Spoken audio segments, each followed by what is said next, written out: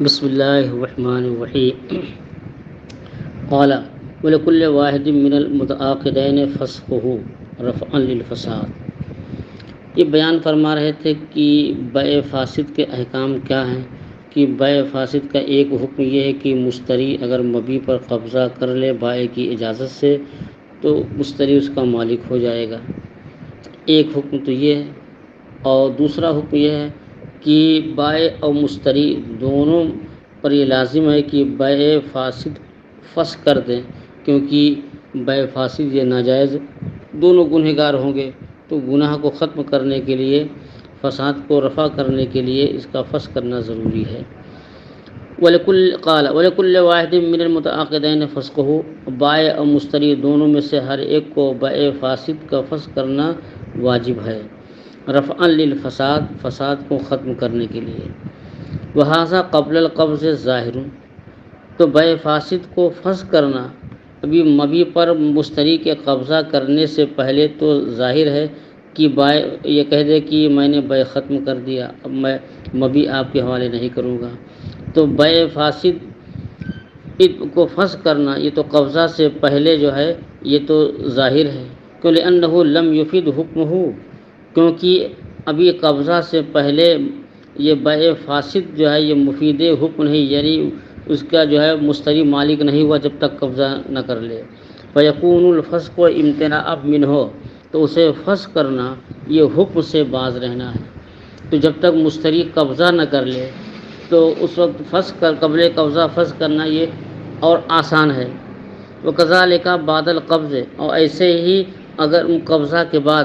بھی فسخ کرنا واجب ہے، کہ اگر مشتری نے مبیع پر قبضہ کر لیا ہو اگرچہ بائع کی اجازت سے، پھر بھی دونوں پر واجب ہے کہ اس بیع کو ختم کر دیں۔ اذا کان الفساد فی صلب العقد، جبکہ یہ فساد صلب عقد میں ہو، لقوتہ ہی، اس کے قوی ہونے کی وجہ سے۔ دیکھیے فساد کی دو صورتیں ہیں، ایک فساد ہوتا ہے صلب عقد میں، نفس عقد میں، اور ایک فساد ہے کہ کسی شرط کی وجہ سے۔ تو مثلا صلب عقد کی مثال کہ ایک درہم کو 2 درہم کے عوض بیچا، تو ایک درہم کو 2 درہم کے عوض بیچنا یہ جو فساد ہے یہ نفس عقد میں، صلب عقد میں فساد ہے، تو یہ فساد قوی ہے، یہ زائل نہیں ہوگا،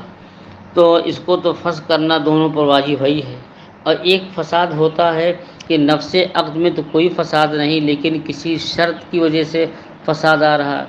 تو جس نے شرط رکھی ہے وہ شرط اٹھا لے تو فساد زائل ہو جائے گا۔ مثلا زید نے اپنا گھوڑا عمرو کے ہاتھ فروخت کیا اس شرط کے ساتھ کہ آپ اس گھوڑے پر سوار نہیں ہو سکتے، تو اب گھوڑا بیچ رہا ہے روپے کے عوض، تو نفس عقد میں کوئی فساد نہیں، لیکن جو یہ شرط رکھ دیا ہے کہ اس گھوڑے پر آپ سوار نہیں ہو سکتے، اس شرط کے ساتھ میں نے بیچا ہے،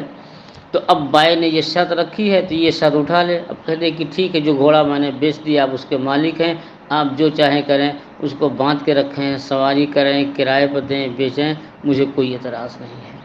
تو نفس عقد میں تو فساد نہیں تھا لیکن شرط کی وجہ سے فساد تھا، تو اس فساد کو وہ رفع کر دے گا جس نے اپنے لیے شرط رکھی ہے۔ یا زید نے خالد کے ہاتھ کوئی سامان فروخت کیا، کہا یہ سامان میں نے آپ کے ہاتھ فروخت کیا ہے اس شرط کے ساتھ ہے کہ آپ ہمیں جو ہے 1000 روپیہ نذرانہ دیں، یا آپ ہمیں اپنی گھڑی یا اپنا موبائل ہدیہ دے دیں، کسی ہدیہ کی شرط رکھی ہے، تو یہاں جو فساد ہے یہ نفس عقد میں نہیں ہے بلکہ ایک شرط زائد کی وجہ سے ہے، تو ہدیہ لینے کی شرط جو ہے یہ بائع نے رکھی ہے، تو بائع یہ شرط اٹھا دے تو فساد ختم ہو جائے گا۔ تو یہ فرماتے ہیں کہ وقضا بعد القبض، ایسے ہی قبضہ کرنے کے بعد بھی بیع کو فسخ کرنا ہر ایک پر واجب ہے۔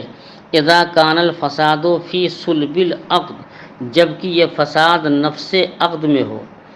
تو لقوتہ ہی، جب فساد نفس عقد میں ہوتا ہے تو فساد قوی ہوتا ہے۔ اور ان کان الفساد بشرط زائد،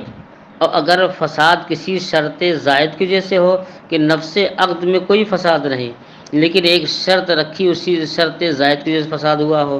فلمن لہ الشرط شرط ذالک، تو جس کے لیے وہ شرط ہے اسی کو یہ اختیار ہے فساد زائل کرنے کا۔ مثلا کسی نے بائع نے مشتری سے کہا کہ یہ بکرا میں نے آپ کے ہاتھ بیچ دیا اس شرط کے ساتھ کہ آپ مجھے اپنا موبائل گفٹ دے دیں، تو اب ہدیہ کی شرط بائع نے رکھی ہے تو بائع جو ہے یہ شرط اٹھا دے۔ اور اگر یہ فساد شرط زائد کی وجہ سے ہو تو یہ فساد زائل کرنا اس کے لیے ہے کہ جس نے شرط اپنے لیے رکھی ہے، دون من علیہ ہے، جس کے اوپر شرط ہے اسے زائل کرنے کا کوئی حق نہیں یا اس کے زائل کرنے سے زائل نہیں ہوگا۔ مثلا کہ اب مشتری پر یہ شرط رکھ دیا کہ آپ مجھے فلاں چیز ہدیہ دے دیں، تو اب مشتری پر یہ شرط ہے تو اب مشتری کے زائل کرنے سے زائل نہیں ہے، بلکہ زائل کون کرے گا، شرط کون اٹھائے گا، یہ جس کے لیے یہ شرط ہے بائع اٹھائے گا۔ لقوت العقد، عقد کے قوی ہونے کی وجہ سے، کہ نفس عقد میں کوئی خرابی نہیں اس لیے عقد قوی ہے۔ الا انه لم يتحقق المرادات فی حق من له الشرط، لیکن یہاں طرفین کی رضامندی متحقق نہیں ہے اس کے حق میں جس کے لیے شرط ہے۔ تو اب بائع نے جو ہے اپنے لیے شرط رکھ لی ہے تو اب ظاہر ہے کہ مشتری اس پر راضی نہیں ہوگا، اور بیع ہوتی ہے تراضی طرفین سے، اور یہاں تراضی طرفین نہیں ہے، اس لیے مشتری جو ہے اس شرط کو ساقط کر دے۔ قال فإن باعه المشتری نفذ بیعہ، تو یہ تو بتا چکے کہ بیع فاسد قبضہ کر لینے کے بعد مفید ملک ہوتی ہے۔ تو مشتری نے بیع فاسد کے ذریعے سے مثلا بکرا خریدا، اب پھر اس پر بائع کی اجازت سے قبضہ بھی کر لیا تو یہ مشتری اس کا مالک ہو گیا۔ اب مشتری نے جو ہے وہی بکرا جو ہے خالد کے ہاتھ فروخت کر دیا، تو اب خالد کے ہاتھ فروخت کر دیا تو یہ بیع نافذ ہے یا نہیں؟ تو پہلی بیع چونکہ بیع فاسد تھی، لیکن دوسری بیع یہ بیع فاسد نہیں ہے، بیع صحیح ہے، تو فرماتے ہیں کہ یہ بیع صحیح ہے اور یہ بیع نافذ ہو جائے گی۔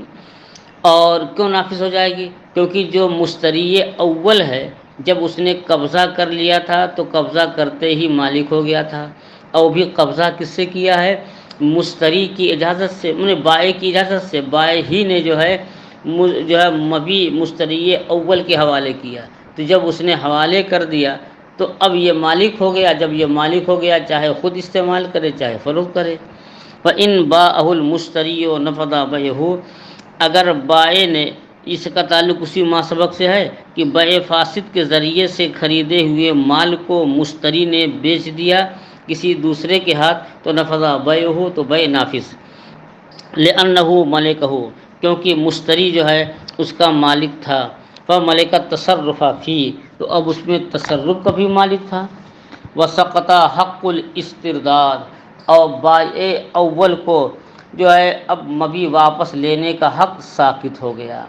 اس سے پہلے بیان کیا کہ بیع فاسد کا حکم یہ ہے کہ بائع اور مشتری دونوں فسخ کر دیں، یہ اس وقت حکم ہے جب کہ مبی جو ہے یا تو ابھی بائع ہی کے قبضے میں ہو یا مشتری کے قبضے میں ہو، تب یہ دونوں کو جو ہے فسخ کرنے کا حق ہے۔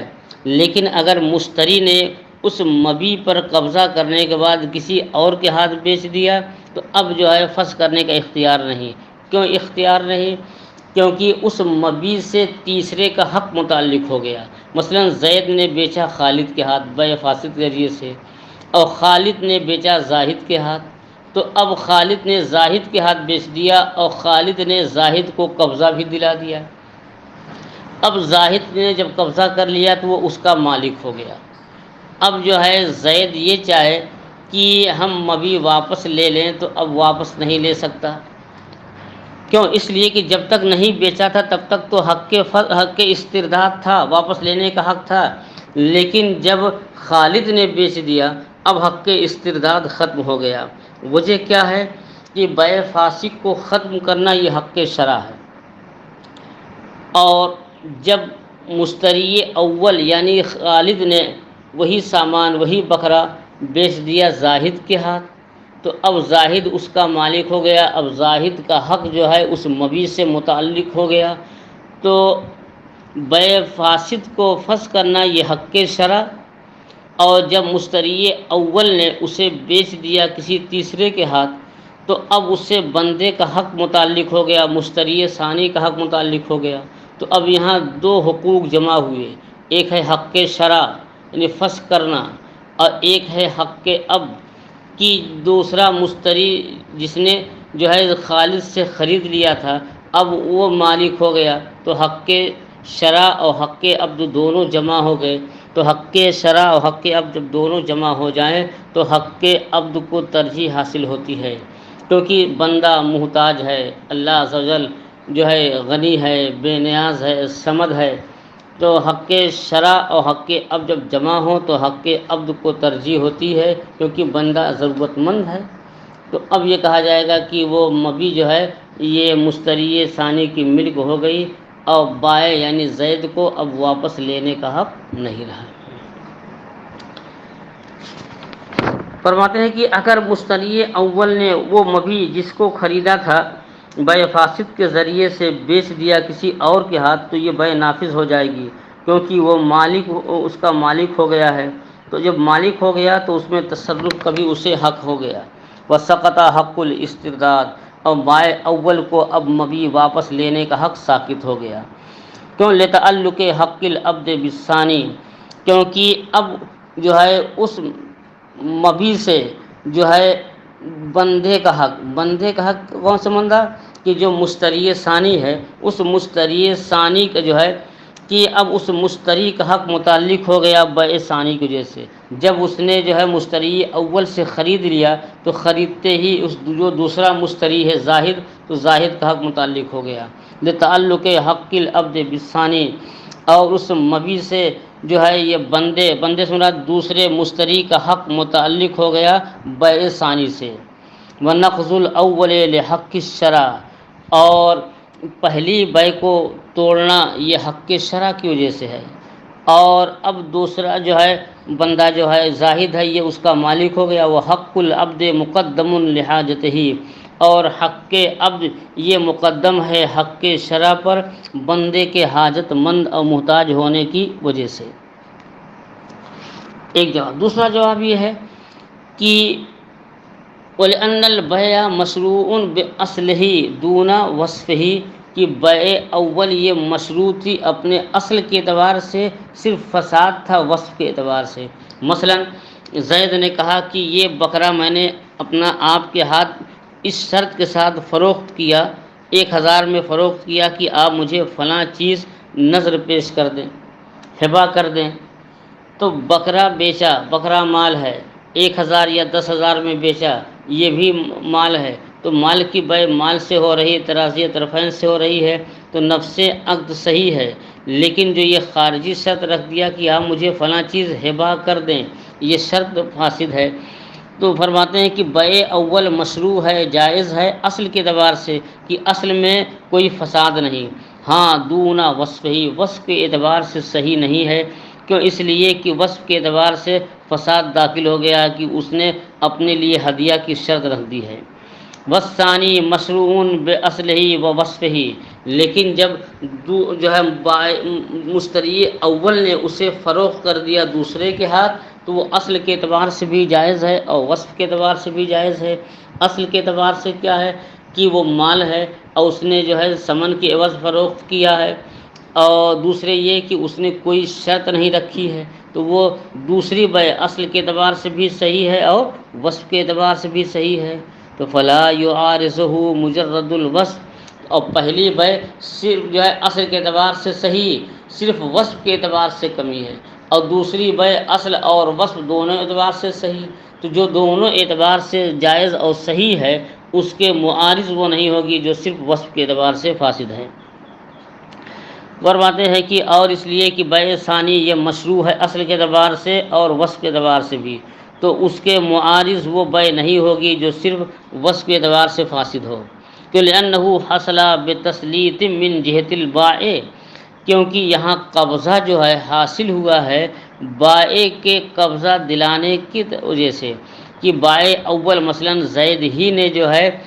خالد کو قبضہ دلایا ہے، جو قبضہ دلا دیا ہے اب اسے حق استرداد نہیں رہا۔ کہتے ہیں اور یہاں جو ہے یہ بیع حاصل ہوئی ہے بائع اول کے قبضہ دلانے کی جہت سے، بخلاف تصرف المشتری فی الدار المشفوعہ، لأن كل واحد منهما حق العبد ويستويان في المشروعیت وما حصل بتسلیت من الشفیع۔ ایک اعتراض اور اس کا جواب، یہ سوال مقدر کا جواب دے رہے ہیں۔ مثال کے طور پر کہ زید نے اپنی زمین یا اپنا مکان فروخت کیا، تو زید کی زمین یا مکان سے متصل جس کی زمین یا مکان ہے، تو سب سے پہلے اسے یہ حق پہنچتا ہے کہ وہ خریدے اور زید اسی کے ہاتھ بیچے۔ اگر وہ خریدنے سے انکار کر دے تب دوسرے کے ہاتھ فروخت کر سکتا ہے۔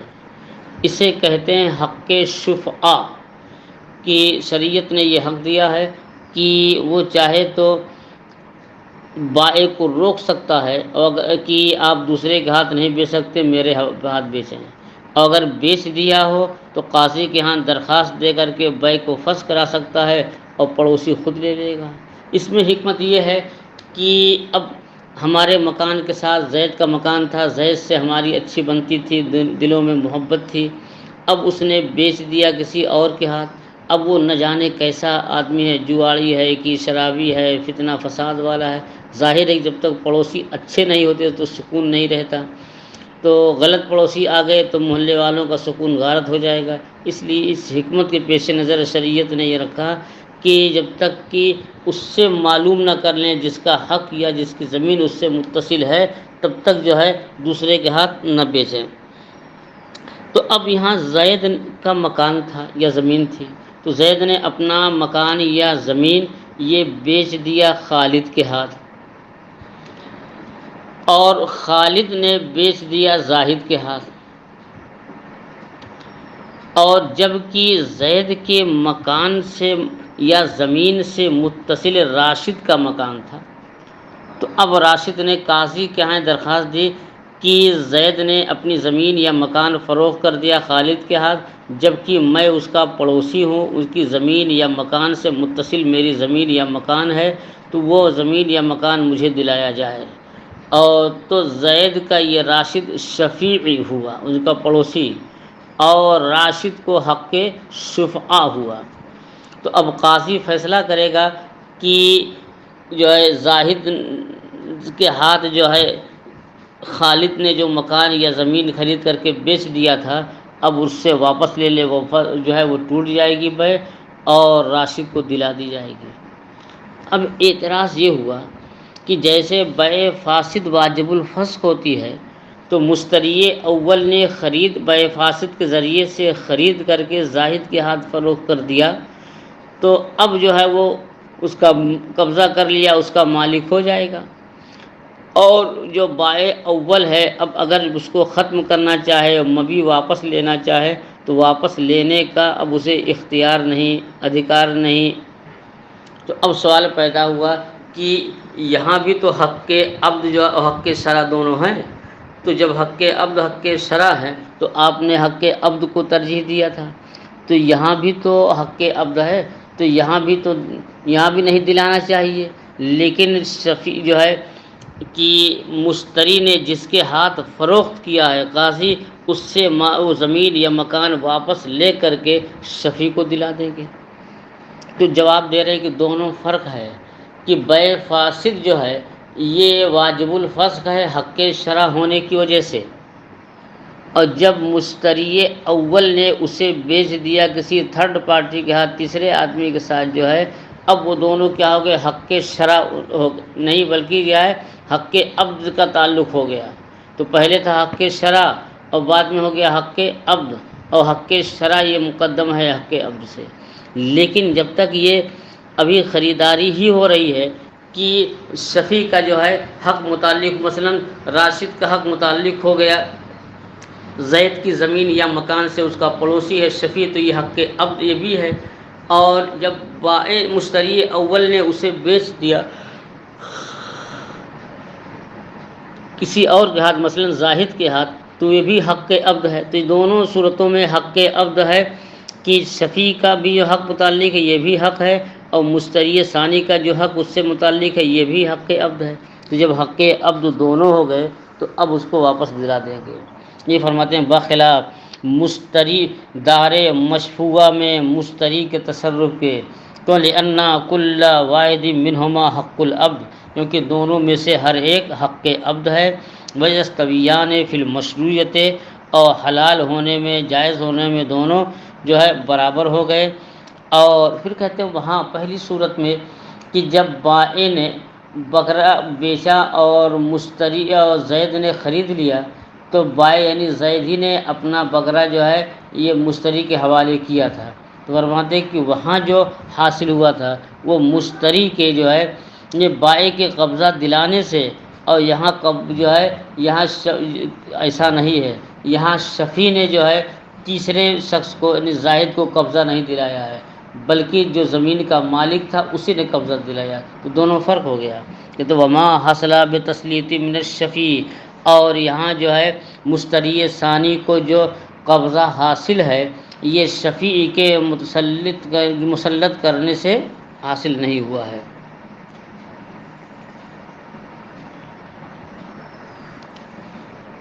قال من اشترى عبدا بخمر او خنزیر، کہ جس نے غلام خریدا شراب یا خنزیر کے عوض، یہ بھی بے فاسد، فقبضہ، تو اب مشتری نے اس پر قبضہ کر لیا، غلام کو قبضہ کیا، واعتقہ، اور اسے آزاد بھی کر دیا، او باعہ، یا آزاد نہیں کیا تو بیچ دیا، او وہبہ، یا جو ہے باب الاختر کو ہبہ کر دیا، تو آقا جو ہے مشتری نے غلام بے فاسد ذریعے سے غلام خرید کر یا تو بیچ دیا یا آزاد کر دیا یا دوسرے کو ہبہ کر دیا، وسلمہ، اور اسے اس کے حوالے بھی کر دیا، جس کو ہبہ کیا اس کے حوالے کر دیا، یا جس کے ہاتھ بیچا اس کے ہاتھ کر دیا، اور جب آزاد کر دیا تو کہا جاؤ انت حر، تم اب آزاد ہو، تو فہو جائز، تو یہ بے جائز ہے، وہ علیہ الفتویٰ، اور اسی پر فتویٰ دیا جاتا ہے، لما ذکرنا، جیسا کہ ہم نے ذکر کیا کہ انہو ملکہ بالقبض،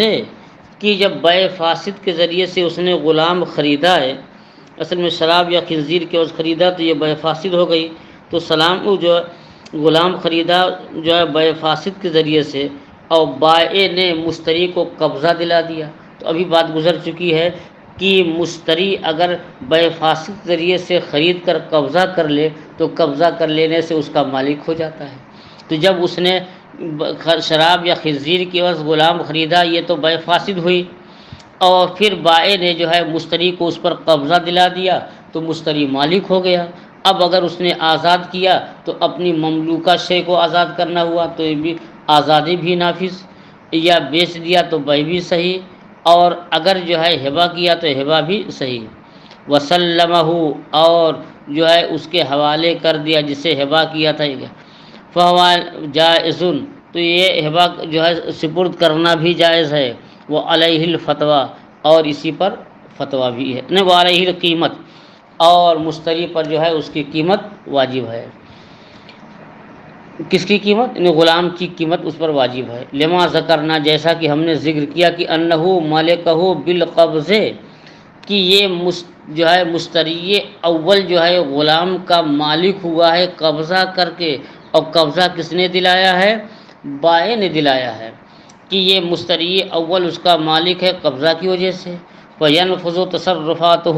تو اب مشتری اول کے جملہ تصرفات اس میں نافذ ہو جائیں گے، چاہے خود جو ہے استعمال کرے یا جو ہے اس کو فروخت کرے یا جو ہے کسی کو نظر پیش کر دے، ہبہ کر دے، یا جو ہے آزاد کر دے، وبالاعتاق قد ہلکا، اور جب آزاد کر دیا غلام کو تو آزاد کرنا یہ گویا جو آزاد کرنا یہ ہلاکت کے مترادف، تو گویا اس نے اس کو جو ہے ہلاک کر دیا، اور جب مبی ہلاک ہو جاتی ہے تو ثمن نہیں بلکہ اس کی جو ہے قیمت، ہم بتا چکے قیمت کسے کہتے ہیں کہ اس چیز کی مارکیٹ ریٹ سے جو قیمت ہوتی ہے وہی قیمت، ورنہ ہمارے عوام میں عرف میں کہ ثمن کو بھی قیمت کہتے ہیں، ورنہ حقیقت میں ثمن اور قیمت فرق ہے، مثلا ایک قلم ہے تو بازار بھاؤ سے اس کی قیمت جو ہے 10 روپے ہے، 10 روپے میں بکتا ہے، کسی بھی دکان پہ جاؤ اور ہم چلے گئے وحید الرحمان کی دکان پر، ہم نے کہا بیٹا یہ قلم دے دو، تو انہوں نے کہا اچھا آپ تشریف لائے ہیں تو یہ تو بکتا ہے 10 روپے میں کہیں بھی چلے جائیں، مگر آپ استاد ہیں، آپ آئے ہیں تو یہ ہم آپ کے 8 روپے میں دے رہے ہیں۔ تو 8 روپیہ دے کر کے ہم نے قلم لے لیا، تو 8 روپیہ اس قلم کا ثمن ہے اور مارکیٹ ریٹ کیا ہے 10، تو 10 روپے اس کی قیمت ہے۔ فرماتے ہیں کہ آزاد کرنے سے غلام ہلاک ہو گیا تو اب اس کی قیمت واجب ہے۔ وہ بالبیع والہبۃ انقطاع الاسترداد، اور کہ بیع فاسد کے ذریعے سے مبیع مشتری کے حوالے کر دینے سے، اب مشتری اول نے چاہے اسے بیچ دیا ہو یا ہبہ کر دیا ہو، اب بائع کو واپس لینے کا حق منقطع ہو گیا۔ فرماتے ہیں کہ بیع سے اور ہبہ کرنے سے تو حق استرداد منع ہو جاتا ہے کہ علی ما مر، جیسا کہ گزر چکا ہے۔ والکتابۃ والرہن نظیر البیع، اور اس غلام کو مکاتب بنانا اور اسے رہن پہ رکھنا یہ بیع کی نظیر ہے کہ جیسے وہ غلام اگر مشتری وہ غلام بیچ دے تو اب جس نے اس کو خریدا وہ مالک ہو گیا اور حق کے استرداد اب ختم ہو جاتا ہے۔ تو ایسے ہی اگر آقا نے اس غلام کو مکاتب بنا دیا، کہا 10,000 دے دو تم آزاد ہو، اور یا اس کی رہن رکھ دیا، کسی سے قرض لیا، اسی غلام کو ضمانت کے طور پر رکھ دیا ہے، تو یہ بیع کی مثال ہے کہ جو حکم بیع کے وہی حکم اس کے ہے کہ بیع اگر مشتری اول اگر وہ بیچ دے تو اب جو ہے بائع کو حق کے استرداد نہیں رہتا ہے۔ ایسے ہی رہن رکھنے پر اگر جو ہے مکاتب بنا دے، مکاتب بنانے کے بعد جو ہے اس کو واپس لینے کا حق نہیں، تو لأنہما لازمان، کیونکہ یہ دونوں کتابت جو ہے اور رہن یہ دونوں لازم ہے۔ ہاں لیکن تھوڑا سا فرق اس میں ہے بیع میں، اس میں کہ مشتری نے جب بیچ دیا اور کسی اور کے ہاتھ، اب اس کا جو مشتری ہے، یعنی مشتری اول کا جو مشتری ثانی اب اس کا مالک ہو گیا، اب بائع اول یا بائع ثانی ان کو واپس لینے کا حق ختم ہو گیا ہے۔ تو فرماتے ہیں کہ رہن اور کتابت یہ دونوں جو ہے بیع کی طرح ہیں، لیکن تھوڑا سا فرق اس میں بھی ہے کہ اگر کتابت کا معاملہ ختم ہو جائے اور رہن کا معاملہ ختم ہو جائے تو حق استرداد پھر دوبارہ لوٹ آئے گا۔ مثلا جو ہے کسی نے اپنے غلام خریدا اور اس سے مکاتب بنا دیا، کہا 10,000 دے دو تو تم آزاد ہو، 10,000 پر معاہدہ ہو گیا، لیکن 10,000 دینے سے وہ عاجز ہو گیا، اب نہیں دے سکتا، اور آقا سے کہہ دیا میں معافی چاہتا ہوں، میں آپ کی غلامی میں رہوں گا، آپ جو ہے کو پیسہ نہیں دے پاؤں گا۔ اب اس نے جو ہے جا کر کے جو ہے اس سے بات کر لی کہ جب تمہارا یہ مکاتب تھا اور اس نے بدلے کتابت سے عاجز ہو گیا ہے تو اب تمہاری ملک میں پھر مکمل لوٹ آیا ہے، اس لیے غلام میرا واپس کیجیے بیع فاسد ذریعے سے، چونکہ جو ہے یہ پہلے مشتری نے خریدا تھا اور اسی سے آپ نے بھی خرید لیا، تو کہے گا ٹھیک ہے اتنا پیسہ دے دیجیے میں خالی کر دیتا ہوں۔ تو کہا کہ کتابت اور رہن ایسے ہی رہن کہ آپ نے زید سے کہا کہ مجھے 50,000 روپے قرض دے دیں، اس نے کہا ہم نہیں دیں گے۔ اس نے کہا کہ کوئی بطور ضمانت، تو کہا ہمارے پاس غلام ہے ہم بطور ضمانت کے رکھ سکتے ہیں، اس نے کہا ٹھیک۔ تو اب غلام جو ہے تو اب غلام جو تھا جس کو رہن پہ رکھا تھا، اب جو ہے اس نے جو ہے اپنا قرض ادا کر دیا اور غلام کو وہاں سے چھڑا دیا، اس کو انفکاک کہتے ہیں، فک رقبہ، کہ غلام کو چھڑا دیا، اب اس کی ملک میں غلام پھر آ گیا، تو اب جو ہے مشتری اول جو ہے اور اس کو یہ حق ہے کہ غلام کو واپس کرا لے یا واپس کر دے۔ فرماتے ہیں کہ کتابت اور رہن یہ دونوں بیع کی نظیر ہیں، لأنہما لازمان، کیونکہ یہ دونوں لازم ہے، الا انہ یعود حق الاسترداد، مگر یہ کہ یہ کتابت اور کا معاہدہ ختم ہونے کے بعد اور رہن چھڑانے کے بعد جو ہے بائع کا واپسی کا حق یہ پھر لوٹ آئے گا، کیوں بے عجز المکاتب، مکاتب کے عاجز ہونے سے، اور وفق الرہن، اور رہن کے چھڑا لینے سے، لزوال المانع، مانع کے زائل ہو جانے کی وجہ سے، وہذا بخلاف الاجارہ، کہتے ہیں یہ بخلاف اجارہ کے ہے، کہ لأنہا تفسق بالآزار ورفع الفساد عذر، ولأنہا تنعقد شیئا فشیئا فیکون الرد امتناعا، اب ایک سوال مقدر کا جواب. سوال یہ ہے کہ بائع فاسد کے ذریعے سے جب مکان یا کوئی بھی چیز خرید لیا تو بائع کو حق استرداد ہے، اور اگر جو ہے وہ رہن پہ رکھ دیا تو اب حق استرداد نہیں ہے، لیکن جب رہن پر چھڑا لیا ہے رہن سے تو اب پھر حق استرداد لوٹ آئے گا. کہتے ہیں اس کے برخلاف جو ہے کہ اگر کسی نے بائع فاسد کے ذریعے سے مکان یا دکان خرید لیا اور پھر اس کو اجارے پر دے دیا تو اجارے پر دینے کے بعد کیا اسے حق استرداد ہوگا کہ نہیں؟ کہا کہ نہیں ہوگا. جو ہے کہ اب جو ہے یہ اس کو اجارہ پہ دے دیا تو اجارہ پہ دینے کے بعد حق استرداد رہے گا. کیوں رہے گا؟ کیونکہ یہ اجارہ جو ہے یہ کتابت کی طرح نہیں ہے. کیونکہ اجارہ کسے کہتے ہیں کہ عین کو باقی رکھتے ہوئے اس سے انتفاع حاصل کرنا، اور انتفاع جو ہے ایک بارگی نہیں ہوتے، تھوڑے تھوڑے دن سے ہوتے رہتے، روزانہ ہوتے رہتے ہیں. تو اب یہاں جو ہے اور اجارہ جو ہے عذر کی وجہ سے فسخ ہو جاتا ہے، اور یہاں اجارہ جو ہے تمام منافع پر یک بارگی نہیں ہے، وہ آہستہ آہستہ جو ہے اجارہ ہوتا رہتا ہے. تو اس لیے اس کو جو ہے مکان یا دکان خرید کر کے اجارے پہ دے دیا ہے تو اس کو وہاں سے بھی لے کر کے بائع کے پاس واپس کر دے. فرماتے ہیں کہ کتابت اور رہن یہ بائع کی نظیر ہے، کیونکہ یہ دونوں لازم ہیں، مگر یہ کہ حق استرداد بائع کا حق استرداد واپس آ جائے گا مکاتب کے بدلے کتابت کے عاجز کرنے سے اور گردن کے آزاد کرنے سے، نمبی کے آزاد کرنے سے، کہ اس لیے کہ معنی جو تھا وہ زائل ہو گیا. وہذا بخلاف الاجارہ، کہتے ہیں بخلاف اجارہ کے ویکون لہا تو ویکون لأنہا بخلاف اجارہ کے کہ لأنہا تفسق بالآزار، کیونکہ اجارہ جو ہے عذر کی وجہ سے فاسق جو ہے منسوخ کر دیا جاتا ہے. وہذا فی رفع الفساد اور عذر اور فساد کا دور کرنا یہ عذر شرعی ہے. وَلِأَنَّهَا تَنْعَقِدُ شَيْئًا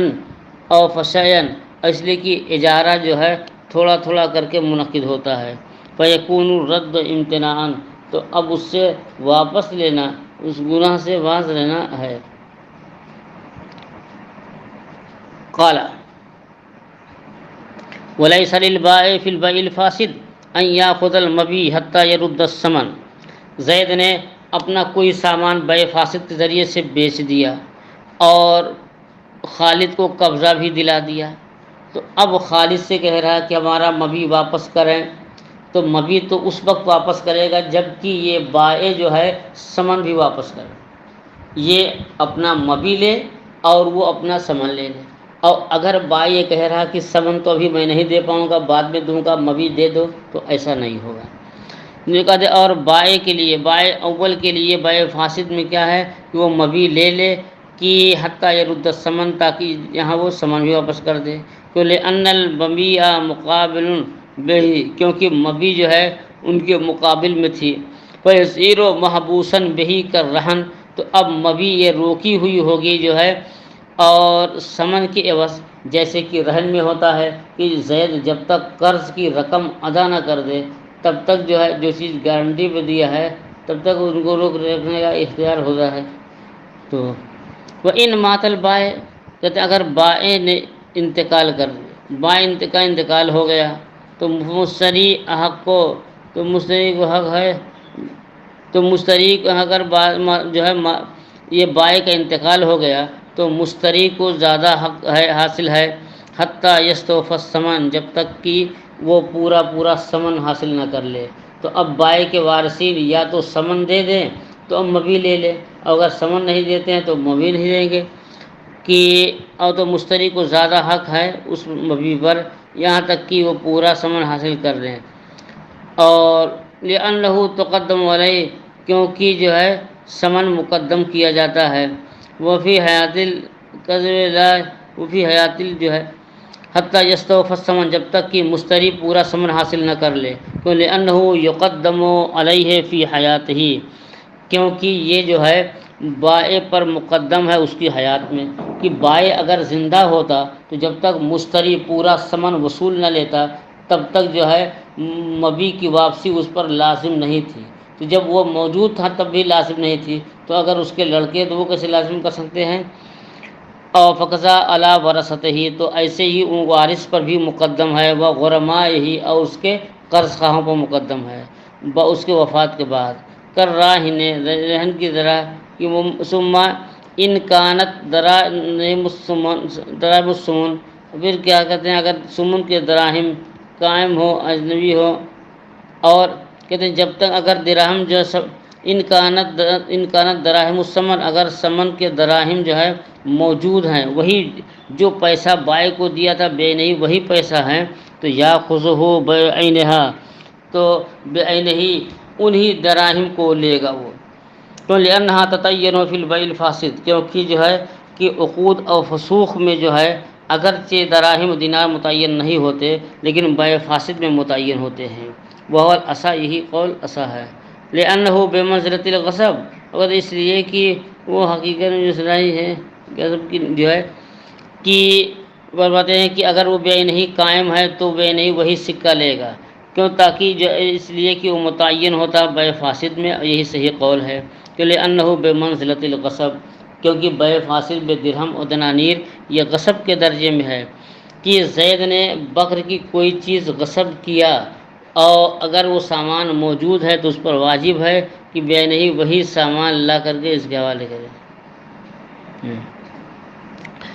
کیوں؟ اس لیے یہی صحیح قول کو لأنہ بمنزلۃ الغصب، کیونکہ بیع فاسد میں ثمن پر قبضہ کرنا یہ غصب کے حکم ہے، اور تو غصب کا حکم یہ ہے کہ غاصب نے جس چیز کو غصب کیا ہے بے نہیں وہی واپس کرے یا اس کی قیمت واپس کرے، اور وہ ان کانت مستحلکن، اور اگر جو ہے وہ مستحلک ہو، ہلاک ہو، کہ جس چیز پر جو ہے مشتری نے قبضہ کیا تھا، ندی نہانے گئے سب ڈوب گئے، تو کیا یا اخذ مثلہا، تو وہ نظران لے گا اخذ مثلہا، تو اب اگر وہ ہلاک ہو جائے تو اب اس کے مثل جو ہے وہ لے گا، مثلا 100 روپے میں 100 درہم میں اس نے بیچا تھا اور بائع نے جو ہے وہ درہم خرچ کر لیا، اب یہ ہوا کہ بیع کو ترک کر دیں، جب بیع کو ترک اس نے کہا کچھ دے دیجئے، تو اب بیع کو جو ہے ختم غصب کیا ہے تو جو چیز غصب کیا تھا وہی واپس کرنا ضروری ہے، اور ان کانت مستحلکتن، اور اگر جو چیز غصب کیا تھا وہ ہلاک ہو گئی ہے تو اخذ مثلہا، تو اس کے مثل لے گا، کہ لما بینا، جیسا کہ ہم نے بیان کیا ہے، واللہ تعالی اعلم۔